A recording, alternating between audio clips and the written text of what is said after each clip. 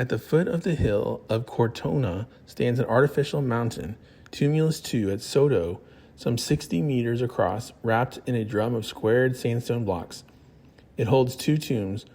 Tomb 1 was discovered in 1928 and 1929. Tomb 2 stayed hidden until 1991. Two burial chambers, one monument, built and then built again across a century of one community's life. Hold that picture. Now travel more than 4,000 miles west to the valley of the Pigeon River in the mountains of North Carolina. There, beside Garden Creek, stands another built hill, Mound Number 1, and underneath it, two buildings, side by side, joined by a passage. This is the story of the two pairs, two people, and one very human move, turning a building into memory. Tomb 1, 7 chambers behind a threshold. Soto Tomb 1 is the older project, around 580 BCE. A long stone corridor, the dromos, led through a framed doorway into 2 vestibules, 6 side chambers, and a principal room on axis at the back.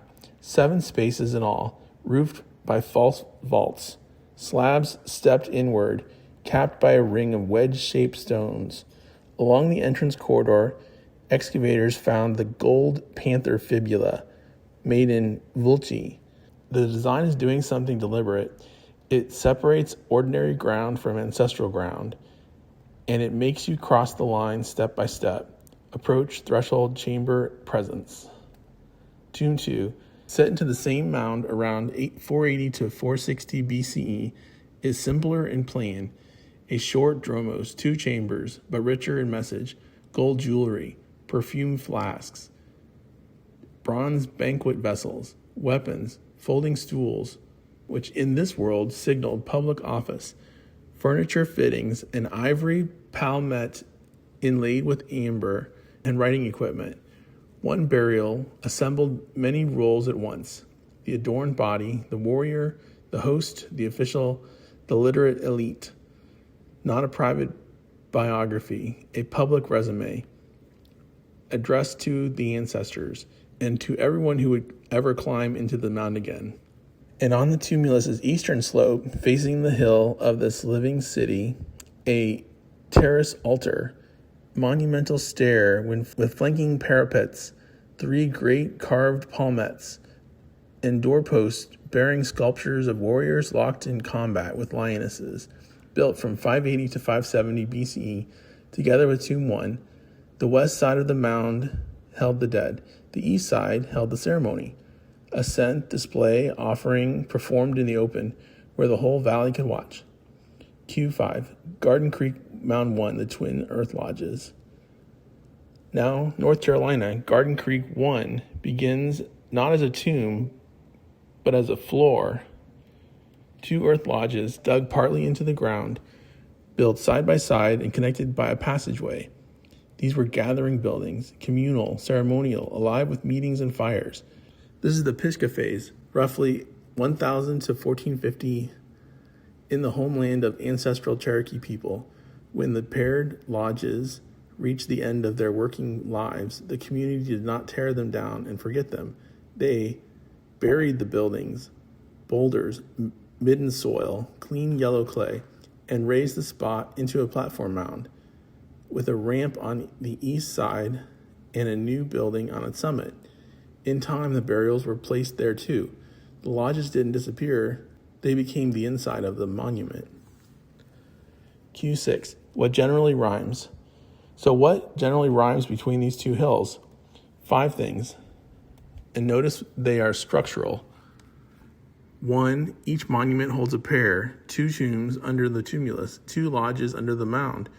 2, neither communal abandoned in its built past, both converted it, folding earlier architecture into a monument that carried the memory forward. 3, both controlled how bodies move, a dromos and a carved threshold at Soto, a passage between the lodges, and an eastern ramp at Garden Creek. In both places, architecture directs who enters, where you stand, what you see. 4, both places stayed active, reopened, revisited, and added to across centuries. And 5, Both communities converted distant things into local authority. Gold worked in Volge's style at Cortona, and at the broad Garden Creek site, copper, mica, and marine shell arriving along exchange networks from far away. Two hills an ocean apart with no thread between them except the most human one there is, the refusal to let a place forget. At Soto, families turned burial into landscape. At Garden Creek, the community turned its gathering houses into the heart of the mound. Different people, different centuries, the same discovery. What if you shaped the ground with enough care? The ground will keep telling your story after you're gone. That isn't coincidence to explain. It's the capacity to respect, invented twice, oceans apart. Everything you're about to see comes from a single walk through one museum. 141 photographs. 20 minutes and 51 seconds, start to finish. Laura took them on the 14th of July, inside the MAEC, the Etruscan Academy Museum in Cortona, a hill town in Tuscany, Italy. Her phone recorded the time and place of every frame, so we know the exact order she saw things. That matters, because a museum isn't a pile of old objects. It's an argument told room by room. Walk it in order, and it will teach you 7 lessons about being human that most visitors never notice, plus 1 about how to think. Here they are. Lesson 1. The land makes decisions before people do. The valley below Cortona, the Val di Chiana, isn't just scenery. It's a sunken block of the Earth's crust that spent ages filling in, sea floor first, then rivers, then marshland that people eventually drained and farmed. Where the water sat, nobody could live. Where the ground rose, everybody wanted to. Now look at this bone, the left femur of Prey Megasaurus, a giant deer, dug up at Farneta. It is more than 1 million years old. There were herds and hyenas and floodplains here for an almost unimaginable stretch of time before a single wall went up. Every road, every farm, every tomb you're about to see was placed where the landscape allowed it. Archaeologists put it this way: landscape isn't a backdrop. It's a player in the game. Lesson 2. A grave is a message, written by the living. More than 4,000 years ago, near Farneta, someone was buried in a simple trench with copper axes, a copper dagger, a flint arrowhead, and a clay vessel. Think about what that means. Copper was new, hard to get, hard to work. Putting it in the ground forever was the Bronze Age version of shouting, "This person mattered, and we can afford to prove it." 2,000 years later, in the burial circles at Soto, the messages got more specific. Men's graves held iron lance points and curved knives. Women's graves held spindle whorls and spools, the equipment of spinning and weaving. But here's the part that makes you sharper than most museum visitors. Those objects are classifications, not biographies. They tell you what the community wanted remembered about a person. They don't tell you everything that person was. A grave is a message. And like every message, someone chose what to leave out. Lesson 3. Power can be small enough to wear. This is a fibula, essentially a safety pin, in solid gold, made in the workshops of Volge in the second quarter of the 6th century BCE, and found along the entrance corridor of the grandest tomb at Soto. The bow of the pin is a crouching panther. The catch ends in another feline head, and across its surface, in beads of gold almost too small to see, runs a tree of life. The technique is called granulation, fusing hundreds of tiny gold spheres to a surface without melting them into a puddle. Very few craftspeople on Earth could do it. That's exactly the point. When something is this hard to make, wearing it becomes an argument nobody can talk back to. The pin held someone's clothing shut. It also held their place in the world. Lesson 4. Buildings give orders quietly. At the foot of Cortona's hill, Etruscan families raised 2 artificial mountains, the Soto tumuli, one of them some 60 meters across, ringed with a drum of cut sandstone. Inside tumulus 2, a long stone corridor called a dromos runs to a tomb of 7 chambers, roofed with slabs that step inward until a ring of wedge-shaped stones locks the ceiling shut. You don't wander into a place like that. The architecture walks you. Approach, threshold, chamber, ancestors. And on the mound's east face, turned toward the hill of the living city, a monumental stair rises to an altar platform, its doorposts carved with warriors locked in combat with lionesses. Funerals here weren't private. They were staged on steps in the open for an audience. Every stone tells you where to stand and what to feel. That is what monumental architecture is for. Lesson 5. Even grief gets design. These 3 blocks of tufa stone, carved in the second half of the 6th century BCE in the workshop tradition of Kaiwazi, show a funeral bed and 8 women kneeling beside it in a row in the same posture. Identical. That repetition isn't a failure of imagination, it's the whole message. Mourning here wasn't a private feeling that happened to leak out. It was performed, organized, made visible, then turned to stone so it would keep happening forever. When people feel something enormous, one of the oldest human instincts is to give it a shape. This is what that instinct looks like, 26 centuries on. Lesson 6. Dinner is politics. This iron stand is a fire dar. It held meat over flame. Around it, the museum gathers cauldrons crested with stags and ibex and bulls, jugs, strainers, and wine cups. The Etruscans learned ritual wine drinking from the Greeks in the 8th century BCE, and for a long time it stayed an aristocrat's game, drinking together to seal loyalty between powerful families. Now followed the sequence. Whoever controls the fire controls the meat. Whoever controls the wine controls the pour, who gets served, in what order, and how much. A banquet doesn't just record wealth, it stages it. It decides who is host and who is guest, who gathers people and who merely attends. Some of the finest of these bronzes, from a place called Trestina, were found by farm workers in 1878, and one tripod is the largest known of a type that also stood in Assyrian palaces and Greek sanctuaries. Dinner, it turns out, was how you told the whole Mediterranean you had arrived. Lesson 7. The dead don't stay finished. Tomb 6 and the burial circle was robbed in antiquity, then packed back full of river pebbles. So what survives there is biased. The thieves took what was portable and precious and left the rest, and archaeologists have to read the theft as part of the story. Nearby, at the center of the circle, a woman's grave from around 580 BCE, marked as hers by a spindle whorl, her urn painted with a row of winged horses, was cut, centuries later, by a Roman burial laid straight through it.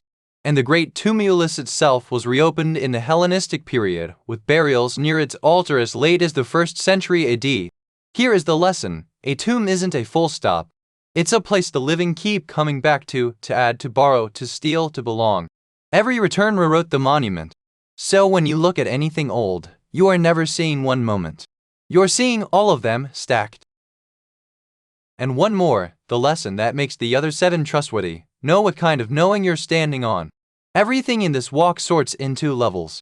Documented, visible in a photograph, on a museum label, in the data. Inferred, a reasonable reading built from several documented things. Comparative, a pattern that rhymes across cultures which is never, by itself, proof of connection. And unresolved, missing, robbed, ambiguous, still waiting. The gold panther is documented. The banquet was politics is inferred. And unresolved isn't failure, it's honesty with its boots on. Laura walked out past one last case of ancient bones at 6:16 in the evening. 21 minutes. 7 lessons. One habit worth keeping for life. Before you decide what something means, ask what it is you actually know. Cortona, Monument, Memory, and Power. This project reconstructs Laura Snell's 21-minute photographic walk through the MAEC Museum. It calibrates the images conservatively, reads the museum labels as evidence, adds outside research, and then tests a carefully limited comparison with Garden Creek in western North Carolina. The archive contains 141 JPEG photographs. Embedded times run from 5:55 to 6:16 in the evening on July 14, 2026. All files report the same camera model, and the GPS coordinates occupy a footprint of only about 40 by 34 meters. The set is therefore a coherent museum walk, not a mixed album. Every photograph contains a GPS record, the first and last points, together with the tightly overlapping intermediate points, keep the route within the museum complex around Piazza Signorelli. GPS cannot identify an artifact, but it strongly supports sequence continuity and helps distinguish this visit from unrelated photographs. Calibration was deliberately conservative, rotation was normalized, white balance was corrected only within kept limits, local contrast was raised gently, and light sharpening improved label and object edges. Nothing was generated, erased, replaced, or geometrically reconstructed. The originals remain the evidentiary masters. Every conclusion is graded. Documented claims are visible in photographs, labels, metadata, or authoritative sources. Inferences are reasoned but not explicit. Comparative claims identify organizational parallels without claiming shared origin. Missing or uncertain material is labeled instead of silently supplied. The route begins with early tools, graves, settlement, and geology. It moves into the Soto tumuli and their gold-rich funerary world, passes through circular cemeteries and repeated burial use, reaches the elite bronzes and banquet equipment of Trestina and Fabres, and closes with territory and Pleistocene fauna. The central synthesis is that power at Cortona was not simply possessed, it was performed and remembered. Earth and stone enlarged the presence of the dead. Gold, weapons, bronzes, and imported vessel forms materialized access to distant networks. Funeral display, drinking, sacrifice, and procession turned objects into public acts. Chapter 1 begins before the Etruscans. The museum roots elite history and geology, environment, movement, burial, and settlement. This long view prevents the later tumuli from appearing suddenly or without local foundations. The Valdichiana repeatedly changed. Marine and continental deposits were followed by alluvial processes and historic reclamation. These shifts shaped wetlands, travel, agriculture, and visibility. The later Etruscan tomb landscape must be understood within this environmental history. The closing cases contain large bones, antlers, teeth, and faunal remains. They establish an ecological archive much older than the city. The presentation is conceptually important. Human monumentality is one episode inside a far longer history of climate and habitat. The earliest population panels trace a dispersed sequence from stone technology through copper and Bronze Age metal. The important point is cumulative. The Etruscan city occupied a territory already mapped by movement, resource use, burial, and memory. At Bottifill, a trench burial combined the body with copper axes, a dagger, a flint arrowhead, and pottery. This is a much earlier social use of metal and burial equipment. It provides a deep chronological foundation for the later Etruscan grammar of rank and remembrance. Fossa del Lupo shifts attention from burial to residence. Architectural terracottas, bucro, a well, and a quadrangular building show that elite display also operated in occupied space. The tombs made authority durable, residences made it present in daily life. At S. Martino alla Rota, cinerary vessels and wine equipment connect the tomb to repeated acts of hospitality and commemoration. The museum sequence therefore introduces banquet symbolism before the major Trestina displays. These ceramics and carved architectural elements show craft moving across domestic, mortuary, and public contexts. The same society that shaped vessels and images also shaped the city and its funerary approaches. The Soto chapter is the core of the photo walk. The museum brings together plans, grave goods, gold ornaments, sculpture, and repeated burial histories from the two monumental tumuli and surrounding circles. At Soto, the dead were placed within a designed landscape. The mounds, stone drums, corridors, chambers, altar, and burial circles controlled how visitors approached and remembered elite ancestors. Tumulus I was already monumental around 580 BCE. Its chamber, corridor, stone construction, and later reuse show that monumentality is a process. Each return to the tomb renewed the relationship between living groups and the ancestral place. Tumulus II combined two burial episodes with an Eastern ritual fade. This is more than a tomb, it is an integrated complex in which bodies, offerings, movement, sculpture, and the visible hill of Cortona were made to interact.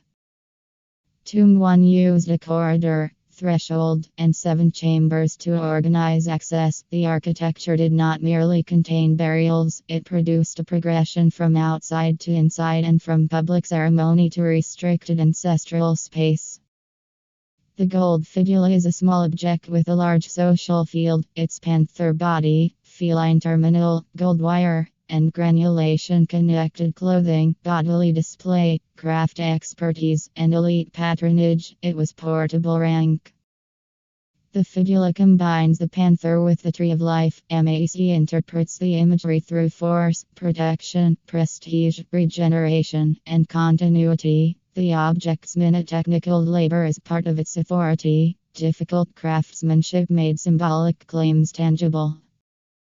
Tomb 2, around 480 to 460 BC, combines jewelry, perfumes, bronze vessels, weapons, furniture fittings, and a stylus with Hercules. The burial assembles several identities at once: adorned person, warrior, host, office holder, and participant in literate culture. The weapons and folding stools make the burial political as well as funerary. The deceased was represented as someone who could fight, preside, host, write, and occupy an office. The tomb compressed those claims into a durable ancestral image. The Soto assemblages repeatedly include vessels for holding, mixing, pouring, serving, and drinking. Together they describe social actions. The power of the host lies in controlling circulation of wine, food, gifts, people, and memory. The altar is the strongest evidence that funerary architecture was performative. MAC describes a stair, upper platform, sculptural groups, the laying out of the body, and offerings to gods and ancestors. Burial was enacted before it was sealed away. Soto operates across scales. The fibula shaped the body, the corridor and chamber shaped access, the tumulus and altar shaped the landscape. Together they made elite identity visible, memorable, and repeatable. The burial circles broaden the story beyond a few princely tombs. 15 intact graves in Circle 2, plus other circles and later insertions, show how community, gendered work, cremation, wealth, and memory varied around the monumental core. Circle 2 preserves 15 intact tombs. The graves are smaller than the great tumuli, but their grouping created a bounded community of the dead. Cremation containers, smaller vessels, bucro, and decorated pottery reveal shared roles with individual variation. The museum distinguishes weapons in male burials and spindle equipment in female burials. These are meaningful patterns, but they should not be mistaken for complete lives. Grave goods are selective, they show what survivors chose to emphasize. Tomb 6 is important because it teaches evidence control. Robbery is not a blank, it is an event that changes the assemblage. Portable valuables disappear first, leaving a distorted picture of identity and wealth. Tombs 2 and 2 bis combine central placement, rich pottery, female identification, winged horse imagery, and later Roman reuse. The grave was not a single event, it remained a place where later communities negotiated proximity to an older sacred landscape. Cremation reorganized the body. Bone fragments were selected and placed within ceramic containers, then surrounded by vessels and objects. The burial became a carefully assembled material person, connected through stele and goods to broader central Italian networks. The later sarcophagi and Hellenistic urns show that the tumulus remained active. Reuse was not accidental clutter. Each insertion interpreted the past and created a claim to ancestral place.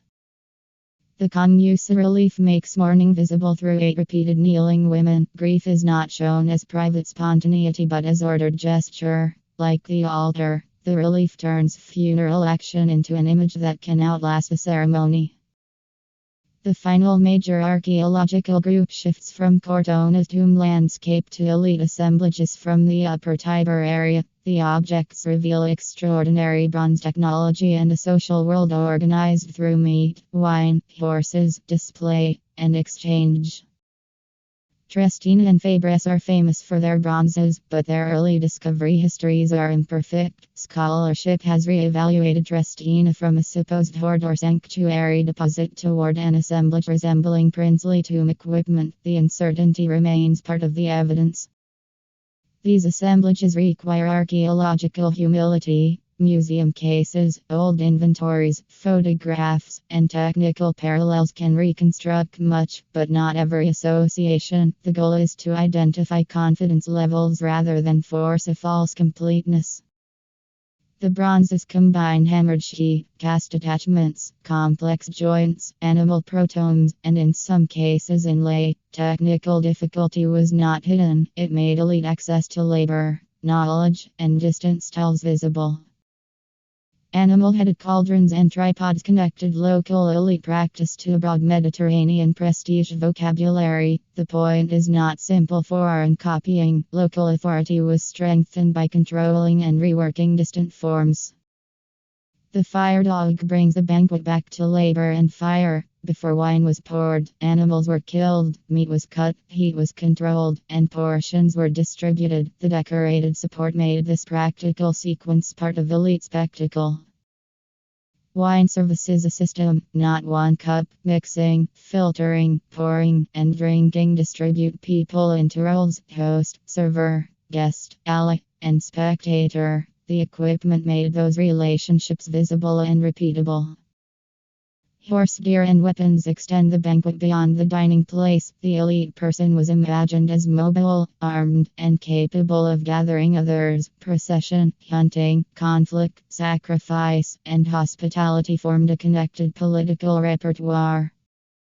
Fabres presents a paradox. Rank is strongly signaled by equipment, but the body and some personal ornaments are absent. The museum uses regional comparison to interpret the grave while keeping the biological evidence incomplete. Taken together, the fire dog, vessels, stands, horse equipment, weapons, and grave contexts reconstruct more than wealth. They reconstruct statecraft at the scale of a gathering: prepare, display, distribute, bind, and remember. The comparison chapter does not claim contact or shared ancestry. It asks a narrower archaeological question: how did different communities use architecture, earth, stone, burial, gathering, and valued materials to make memory durable? Cortona and Garden Creek are separated by more than a millennium and by different continents, histories, and materials. A responsible comparison begins there. Formal resemblance cannot carry a contact claim. The strongest parallel is transformation. At Cortona, restricted chambers were enveloped by an artificial hill. At Garden Creek, connected earth lodges were covered and rebuilt into a platform mound. Different practices produced the same analytical result. Architecture became durable memory. Both sites have long biographies. Soto was reused by later families and periods. Garden Creek transformed lodges into a mound with summit buildings and burials. The shared category is repeated return to a place where civic, ceremonial, and mortuary meanings overlapped. The strongest spatial comparison concerns choreography. Soto directed approach to an altar and chambers. Garden Creek directed access through connected lodges and later onto a ramped platform. Architecture organized participation, but the rituals were not the same. Cortona and Garden Creek both converted long-distance relationships into local ceremonial value. Gold and bronzes are not equivalent to copper, mica, and shell, but each set made distant networks present within a local gathering and monument. The comparison ends with a boundary. These are distinct histories. There is no evidence here for direct contact, common ethnicity, or diffusion. The value lies in comparing how separate societies solved the broad human problem of making authority and memory durable. This matrix keeps the parallel categories and decisive differences in the same view. The useful comparison concerns monument, memory, performance, and networks. The conclusions remain local: Etruscan aristocratic formation in one case, indigenous Appalachian ceremonial and civic traditions in the other. The photo walk is exceptionally strong for the Soto tomb.